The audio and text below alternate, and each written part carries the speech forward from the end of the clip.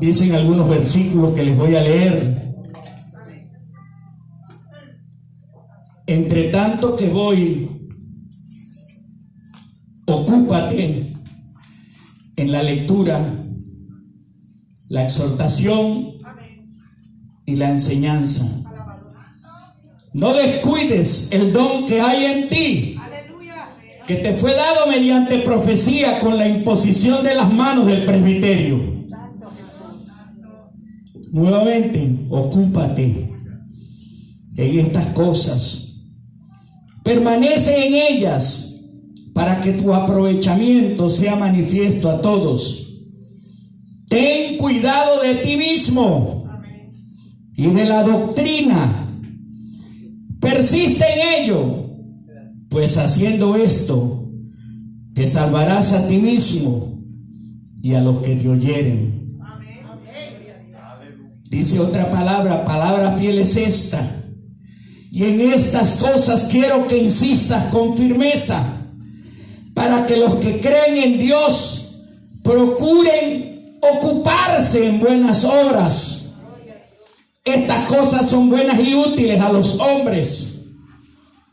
Otro más, porque el ocuparse de la carne es muerte, pero el ocuparse del espíritu es vida y paz. Sigue diciendo otra porción. Por tanto, amados míos, como siempre habéis obedecido, no como en mi presencia solamente, sino mucho más ahora en mi ausencia, ocupaos, mire esa palabra todo el tiempo, en vuestra salvación con temor y temblor, que lo estábamos hablando el día viernes, aleluya. Y yo quiero hablarles sobre el tema hoy.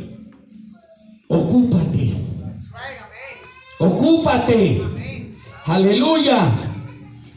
Ocúpate, hermano. Dígale a su hermano que está a tu lado, hermano. Ocúpate, por favor. Ocúpate. Aleluya. Es muy importante que nos ocupemos en el Señor. Yo estaba buscando la definición de esta palabra, porque parece que hay mucha gente desocupada. Mucha gente que no tiene nada que hacer. Aleluya. Y dice que ocuparse es apoderarse de algo, es tomar posesión, es adueñarse, es apropiarse, es hacerse cargo de algo o de alguien, es llenar, es emplear, es dedicar, es destinar, es habitar, es vivir, es trabajar. Bueno, no se lo voy a dictar todo, pero todas esas cosas tienen que ver con ocuparse. Aleluya. Y yo busqué un concepto más sencillo. Dice que ocuparse consiste en estar pendiente de algo o de alguien, preocuparse por cumplir una asignación, tener algo que hacer, tomar ciertas cosas bajo su propia responsabilidad. Y yo estaba buscando el fondo de esta palabra, ocúpate, porque cuando el apóstol hablaba de esto, la gente piensa que él estaba dando una recomendación o que él estaba dando una instrucción, pero realmente lo dice con un carácter imperativo. Está dando una orden de que tienes que hacerlo sí o sí. Aquí no existe el no. Cuando dice ocúpate, es una orden de que tenemos que buscar algo que hacer en la obra del Señor. Aleluya. No podemos estar sin hacer nada en la obra de Dios. Desde el más pequeño hasta el más grande necesita ocuparse, hacer algo en la obra del Señor. Aleluya. Y la primera recomendación que vemos allí, la primera orden que vemos allí es que nos ocupemos en la lectura. Y yo decía, ¿en la lectura de qué? Porque cuánta gente leen tanto, pero leen filosofía, pero leen historia, leen tantas cosas. Y lo que verdaderamente deberíamos leer, que es la palabra de Dios, la tenemos a un lado. Alabado sea el nombre de Cristo Jesús. Yo digo que los ministros y los cristianos debemos ocuparnos en aprender bien la palabra del Señor.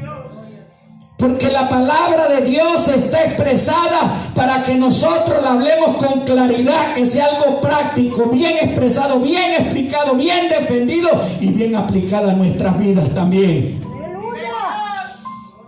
A veces decimos muchas cosas de las que escuchamos. No, porque la Biblia dice ayúdate que yo te ayudaré. No, porque la Biblia dice que Dios bendice al varón de deseo. ¿Cuántas veces hemos predicado eso? Pero usted lo busca en la Biblia y eso no aparece por ningún lado. Somos como los loritos, repetimos todo lo que oímos, lo aprendemos y así como lo aprendemos, así lo lanzamos. Caiga como caiga.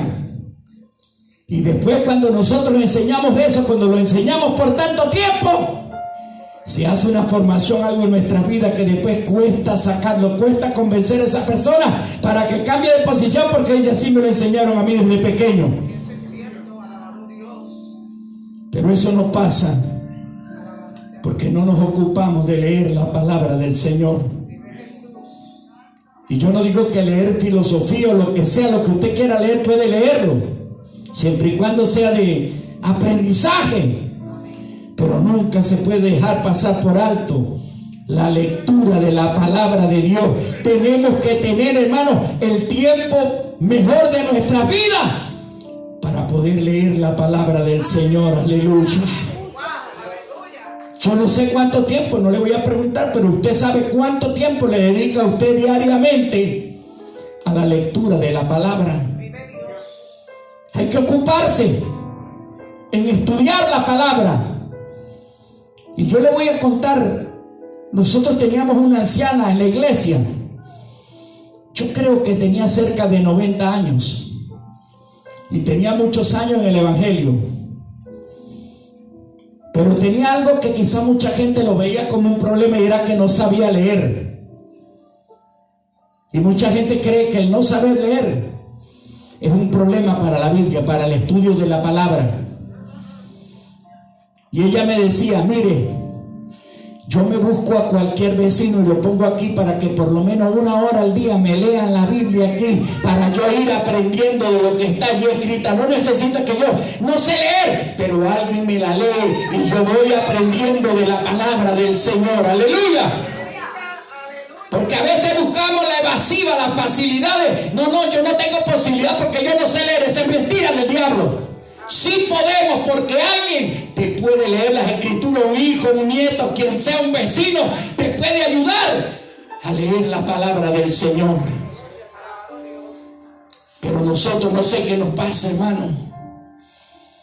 Y el apóstol ordena, ocúpate en leer la palabra, ocúpate en estudiar Biblia, ocúpate, porque con eso es que te vas a defender. ¿Usted cree que por qué tanta gente el enemigo se los lleva de las iglesias?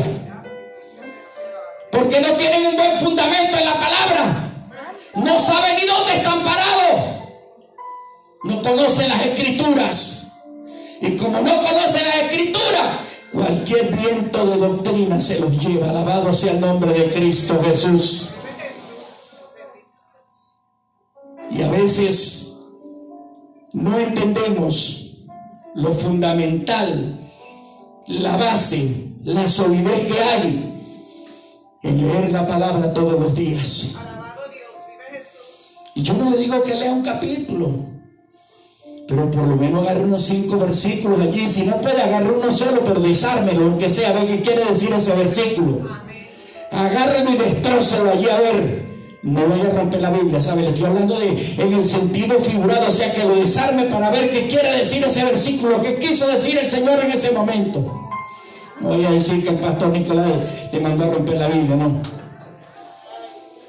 Yo trato de agarrar un versículo y desarmarlo, hermano, a ver qué quiso decir el Señor. A veces busco a ver qué en el momento, explicación, cualquier compendio, cualquier cosa que me explique, algún comentario bíblico, algo que me diga. Y de todo lo que voy viendo, donde está la mayoría, donde se inclina la mayoría de buena doctrina, de buena base, por ahí tratamos de encaminarnos, ¿verdad que sí? Pero sin dejar de estudiar la palabra del Señor. Hay gente que profetizan por un tubo y 7 llaves, y profetizan y profetizan y profetizan y hablan y el desastre, pero no hablan nada de la Biblia. No, porque el predicador tal, ahorita hay unos predicadores que están muy de moda, Gary Lee, Gabito, hay varios que están. Yo no digo que son hombres de Dios, está bien, yo no digo que no, pero que a veces nosotros le creemos más a ellos que lo que dice la Biblia, y allí es donde hay problemas, cuando yo me fundamento más en lo que dice un hombre de Dios que en lo que dice Dios. Aleluya. Y comenzamos a emitir, y hermanos, nos escandalizamos y hacemos y nos vamos y nos desesperamos. Y después el Señor nos dice: hijo, estás quieto, estás tranquilo. Pero nos encanta, oímos a gente afuera, pero a nuestros pastores muchas veces no los oímos. No somos capaces de transmitir un mensaje de nuestro pastor, pero de los demás lo transmitimos todos los que vengan. Aleluya. Otra, ocúpate en la exhortación. Y la gente piensa que exhortar necesariamente es golpear, cuando la palabra exhortación tiene que ver es con animar a las personas. Aleluya. Viene con la parte de que nosotros fomentemos el estimular a las personas para que sigan adelante en los caminos del Señor. Aleluya. Oye, tremenda exhortación, porque el predicador dijo hasta del mal que se iba a morir. Eso es una exhortación, hermano. Eso es una reprendida lo que le están echando al pueblo, ¿verdad? Pero la exhortación tiene que ver con ánimo, con el ánimo de que usted siga adelante, de que usted avance, de que usted no desmaye. Aleluya. El apóstol Pablo exhortaba todo el tiempo a la iglesia a seguir adelante, a caminar en el nombre del Señor. Aleluya. Tenemos que animarnos los unos a los otros. Aleluya.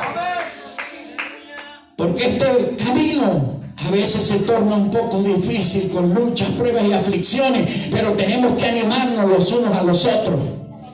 Aleluya. Pero también la exhortación puede ser una palabra de advertencia, un aviso que intenta persuadir a una persona de que no insista en lo que está haciendo porque es malo. El ánimo a la persona. Hay una advertencia allí: no hagas eso porque eso es malo. No sigas por ese camino porque no te va a ir bien. Y cuando logramos persuadir a esa persona, estamos ganando en el Señor. Pero triste si aquella persona no se deja persuadir, no se deja, hermano, llevar. No permita que usted verdaderamente el consejo que le esté dando llegue a su corazón y cambie su manera de vivir. Pero también hay la exhortación dentro de la familia, cuando celebramos el altar familiar, aunque eso nombrarlo ahora es raro porque nadie practica el altar familiar. Es difícil encontrar una persona o una familia que realice el altar familiar, pero puede haber un breve sermón familiar allá, de padre a hijos, a nietos, o de un nieto hacia sus familiares. Puede haber una palabra de exhortación, de estímulo, para que sigamos adelante en obediencia al Señor. Aleluya. Yo no sé si nosotros nos ocupamos en exhortar a nuestra familia, en animarlos, o decimos: pobrecito, vamos a dejarlo ahí que siga. Algún día el Señor lo va a rescatar si usted no hace nada, si usted no predica a tiempo y fuera de tiempo, si usted no exhorta a su familia, no les anima a buscar la presencia del Señor. Olvídese que Dios no lo va a hacer. Porque a veces, hermanos, somos buenos meterle una palabra dura al hermano, pero nuestra familia la tenemos perdida allí con nosotros y somos incapaces de darle una palabra de exhortación. Ocúpate en exhortar. Exhorta, eso sí, con amor, con prudencia, con entendimiento. No es que vayas a decir algo y porque la persona de repente no hace lo que tú quieres, sale bravo y hasta me insulta y todo. No. Tenemos que guardar nuestras vidas. Alabado sea el nombre de Cristo Jesús. Sigue diciendo, ocúpate en la enseñanza.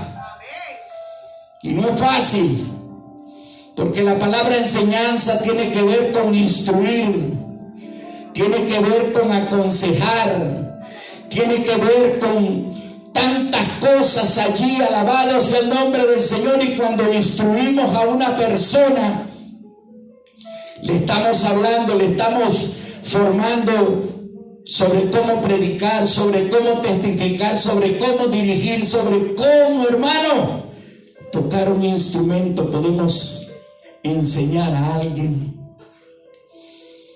Pero cuando uno aprende más, es cuando uno ve el ejemplo de la otra persona, ¿verdad? Enséñame, pero enséñame con tu ejemplo. ¿Usted no le parece bien eso? El apóstol Pablo dijo que fuéramos imitadores de él, como él de Cristo. Sigan mi ejemplo. Usted es capaz de decirle a la gente que está al lado suyo, sigan lo que yo hago, como yo hago, compórtese así.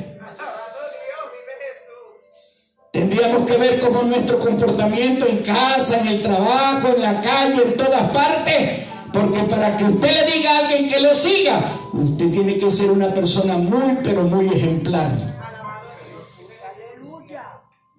Y de eso como que no hay mucho, ¿verdad, hermano? Siempre nos pescan, nos agarran en alguna cosa mala. Aleluya. Tenemos que dar el consejo, pero un consejo sabio, un consejo con conocimiento. Hay gente que aconsejan cosas que cuando se dan cuenta están destruyendo un hogar, están destruyendo una familia, están haciendo que una persona pierda su trabajo. Aleluya. Yo pienso que tenemos que saber dar, ocuparnos en enseñar bien lo que a la persona realmente le conviene, espiritualmente, materialmente, en todos los sentidos. Y esa palabra tiene que ver con adiestrar, tiene que ver con doctrinar, tiene que ver hasta con amaestrar. Aleluya.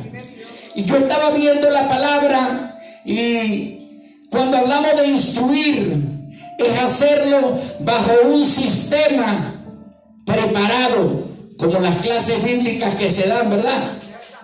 Que uno va de acuerdo a la otra, hay una seguidilla, vamos enseñando sin saltarnos, sino que vamos en un orden, se hace algo sistemático. Así se puede instruir. Como cuando usted va a clase, usted comienza por lo primero. Usted se imagina si comenzáramos a estudiar primero por la universidad y después bajáramos al kinder o a la escuela. Tiene que ser un orden perfecto. Tenemos que comenzar primero como a niños, a hablarle, y después van creciendo, así como hacía el apóstol Pablo. Lo triste es que él decía que ya muchos que necesitando verdaderamente el alimento sólido tenían que darle leche porque no habían madurado, no habían crecido nada en el Señor. Parece que se había perdido el tiempo. Tenían que enseñarle otra vez el ABC, comenzar con las primeras letras, porque la instrucción se había perdido en muchos de ellos. Pero Dios quiere que usted y yo nos ocupemos en la enseñanza, y los que son maestros tienen una gran responsabilidad. Maestros de aquí y maestros de afuera también. Yo publiqué sobre un maestro que, por no decirle a un niño que era una niña o una niña, un niño, se lo llevaron preso. Yo no sé si usted vio el video, pero yo lo publiqué por allí. Entonces, ¿qué vamos a enseñar? que si te dicen que le digas a un niño que es una niña, usted le va a decir que es una niña. ¿Qué vamos a enseñar? ¿O vamos a enseñar la verdad? ¿O vamos a instruir como dice la palabra del Señor? Que a lo bueno hay que decirle bueno, pero al pecado también hay que decirle pecado. Alabado sea Cristo Jesús. Nosotros, hermanos, somos llamados, los maestros son llamados a instruir, a enseñar, a formar, a doctrinar. Y triste cuando un maestro no enseña la doctrina tal cual como está en la palabra. Porque somos buenos para inventar. ¿Usted sabía eso? Buenísimos para inventar. Que decía un hermano en la clase que somos buenos para especular, pero no decimos que estamos especulando. Yo muchas veces especulo, pero yo digo, esta es una cosa mía. Eso no está en la... El apóstol Pablo lo hizo. Hablo yo, no el Señor, decía él. Usted lo puede hacer, lo único que usted tiene que decir es que lo está diciendo usted, no en la Biblia. ¿Usted me entiende, verdad? Y ahí la enseñanza es clara, es precisa. Pero triste cuando usted y yo decimos algo y hacemos ver como que eso que estamos diciendo está en la Biblia. Porque la gente dice, si está en la Biblia, hay que obedecerlo, hay que hacerlo. ¿Verdad que sí? ¿O no es así? Porque nosotros creemos en toda la palabra. Sigo, aleluya. Ocúpate en hacer buenas obras, dice también la palabra, lo leímos. Gloria al que vive, aleluya. Yo no sé si usted sabe, porque mucha gente dice que las buenas obras no salvan a nadie, pero la Biblia dice que la fe sin obra ¿es qué? Es muerta. Usted tiene que mostrar su fe, pero tiene que mostrarlo por las obras también. Nosotros tenemos que hacer obra. Claro, podría ser la obra de la transformación, el cambio, pero también tenemos que hacer obra social. Tenemos que cumplir, así como Cristo le daba alimento a aquellos que le seguían, así como Cristo proveyó para muchos, nosotros también, y gracias a Dios que lo estamos haciendo, ¿verdad? Es una bendición. Aleluya. Dar de comer a quien tiene hambre, darle de beber a quien tiene sed, aunque fuere tu enemigo, dice la Biblia. ¿Cuántos tratan bien a su enemigo? A aquel que le hace la vida imposible, a aquel que lo robó, a aquel que se metió a lo mejor con un familiar suyo y que usted lo ve padeciendo y usted le tiende la mano. No es fácil ver el evangelio, ¿verdad que no? ¿Usted recuerda lo que le pasó a Gigi con la hija, verdad? Yo no sé cuántas puñaladas fue que le dio ese hombre.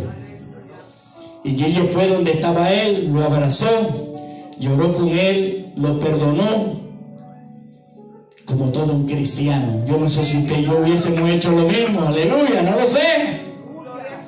Pero él le hizo como hombre de Dios. Por ahí está un joven, un hombre predicador, yo siempre lo veo,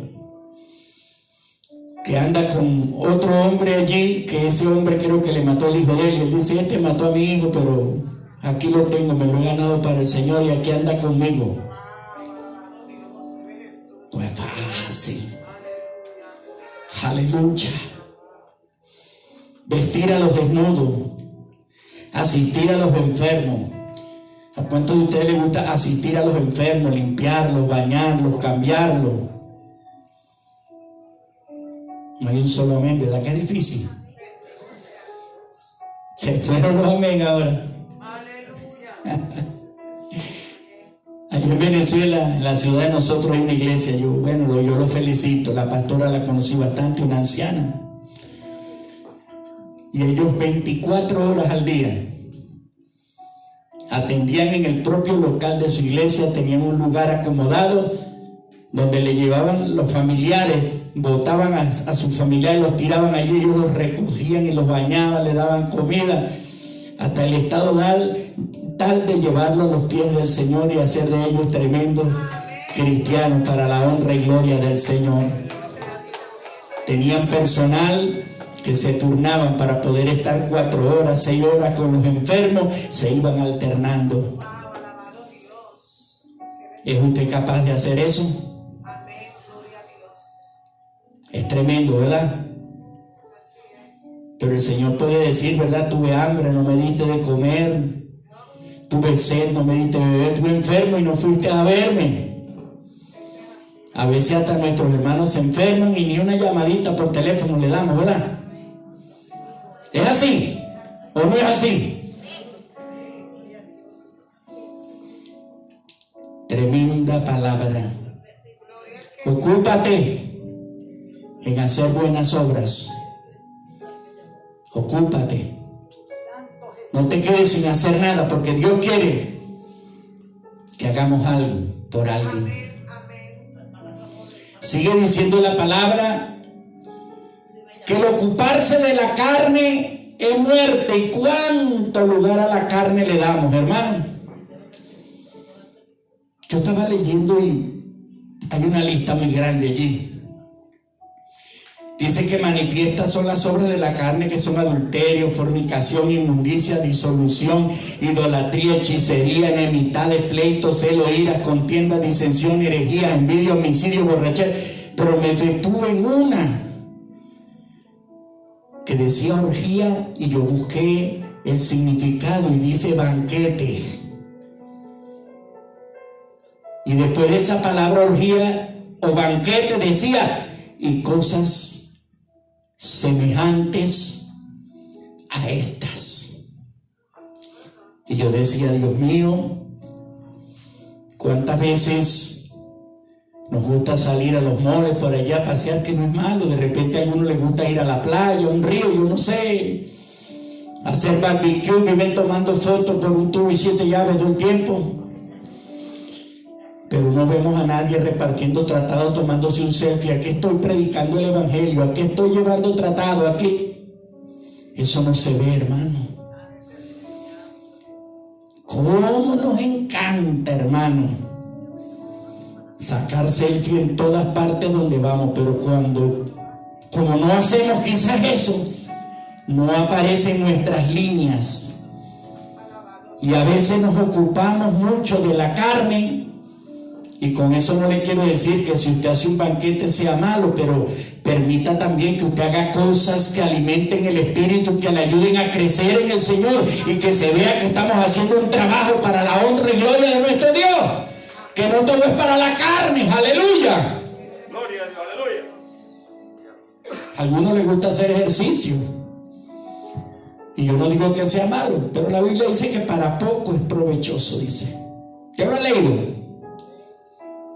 Para poco, no que no sea provechoso, sí es, pero es más provechoso que usted y yo hagamos la voluntad de Dios. Eso sí es provechoso. Pero dice que nos ocupemos del Espíritu, y en estos días les hablaba sobre eso, que los frutos del Espíritu son amor, gozo, paz, tolerancia, benignidad, bondad, fe, mansedumbre, templanza, y contra tales cosas no hay ley. Pero a veces nosotros mismos nos aborrecemos, no nos amamos, no nos pasamos los unos con los otros, a veces ni nos tratamos, a veces tratamos de pasar por otro lado donde no está mi hermano, porque yo no le hablo. ¿O no es así? Y dice la Biblia que tenemos que ocuparnos de las cosas del Espíritu porque son vida y paz. ¡Aleluya! ¡Qué bueno es cuando nosotros podemos hacer todas estas cosas! Y voy a concluir con esto, donde dice que nos ocupemos de nuestra salvación con temor y temblor. Yo estaba analizando y el escritor de una parte que estaba leyendo decía lo mismo que estaba diciendo el hermano César el día viernes. Para el no creyente, el temor es no ir al infierno, es miedo. ¿Usted me entiende? Cuando hablamos de temor, ellos sienten el temor de no quieren ir al infierno. Por eso es que muchos buscan a Cristo, porque no quieren ir al infierno. pero no es realmente porque es un temor de reverencia, de respeto a Dios, sino porque no, yo no me quiero ir para el infierno, yo no me quiero perder. O sea, es por miedo. Pero nosotros no tenemos miedo porque nosotros estamos seguros en Cristo, aleluya. Nosotros respetamos, tenemos reverencia a nuestro Dios, guardamos la distancia porque sabemos quién es Dios para nosotros, aleluya. Y yo no sé por qué la gente le tiene tanto temor irse al infierno si muchas veces lo que hacen los va a llevar directamente allá. Es un problema, porque lo que practica lo va a llevar al infierno. Entonces nosotros tenemos que hablarles, aleluya, del respeto, de la reverencia a esa gente que solamente no busquen a Cristo. Claro, es una bendición porque no vamos al infierno si nos convertimos, pero también nosotros respetamos a nuestro Dios y lo reverenciamos porque Él es soberano. Él es nuestro Padre, Él es el Dios eterno, alabado sea el nombre del Señor. Y lo mismo, esa palabra temblor tiene que ver con humildad y con la misma palabra reverencia. Ahora, si dice que nos ocupemos, es porque hay peligro de que se pueda perder, ¿verdad que sí? Ocúpate. Si algo no se va a perder, ¿para qué yo me voy a ocupar? Si usted sabe que usted tiene algo seguro, un ejemplo, un dinero en el banco seguro, ¿para qué usted se va a ocupar de eso? Usted se lo deja a los banqueros, ¿verdad? Pero si le dice ocúpate con temor y con temblor, es porque hay peligro de que algo ocurra en eso. Tenemos que ocuparnos de nuestra salvación, hermano, de mantenernos firmes cada día hasta que Cristo venga, que nada ni nadie nos aparte, nos separe del amor de Dios que es en Cristo Jesús, Señor nuestro. Mantengámonos asegurados en Cristo, agarrados de Él, tomados de la mano con el Señor. Que venga lo que venga, nadie nos aparte de su amor que es en Cristo Jesús. Vamos a estar en pie en esta hora, aleluya. Ocúpate, hermano.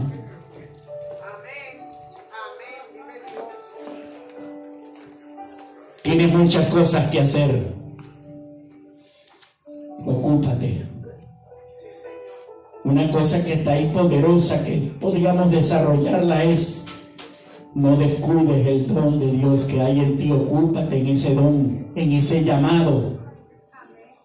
Si lo descuidas, vas a dar cuenta delante del Señor, y las cuentas creo que no van a ser buenas, ¿sabe?